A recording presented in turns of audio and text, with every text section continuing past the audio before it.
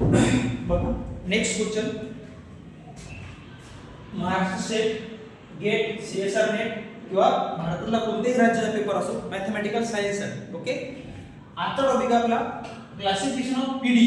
Okay, याच्यावर कधी प्रश्न विचारलेला नाही सेटसाठी, पण भविष्यात या टॉपिकवर प्रश्न विचारू शकतात. ओके, तर याची एक शॉर्टकट टेक्निक सांगतो मी तुम्हाला. ओके, आपल्या पहिल्या व्हिडिओमध्ये तुम्हाला सांगितलं होतं मी.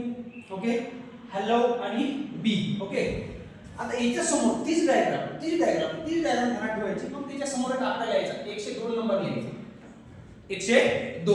ओके, आता 102 ही जर फुल डायग्राम जर तुम्ही लक्षात ठेवली, तिच्यावर आपण कोणताही क्वेश्चन सॉल्व्ह करता येईल. ओके, तर शॉर्टकट टेक्निकनं जास्त वेळ तुम्हाला दिमागात ठेवायची गरज नसणार.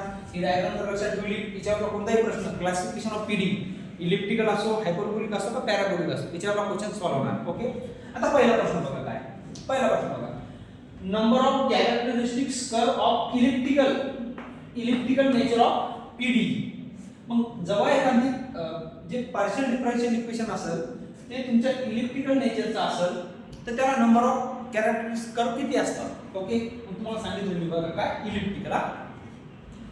एच म्हणजे heat equation, Laplace equation, wave equation, parabolic, elliptical, hyperbolic. तर पहिला प्रश्न काय इलिप्टिकल साठी. तर इलिप्टिकल साठी किती कर्व असतील तुम्हाला 0. तर number of characteristics curve elliptical साठी किती असणार 0. Option number C. दुसरा प्रश्न काय, the number of characteristics curve of parabolic nature of PD. जर डिफरंट पार्शियल डिफरन्शियल इक्वेशन आहे पॅराबोलिक नेचरचा असेल. ओके, तर काय पॅराबोलिक नेचर साठी नंबर ऑफ कर्व किती असणार 1. तर कोणता ऑप्शन 3 नंबरचा ऑप्शन किंवा ऑप्शन नंबर सी. ओके, तिसरा प्रश्न काय, number of characteristics curve of hyperbolic nature of partial differential equation.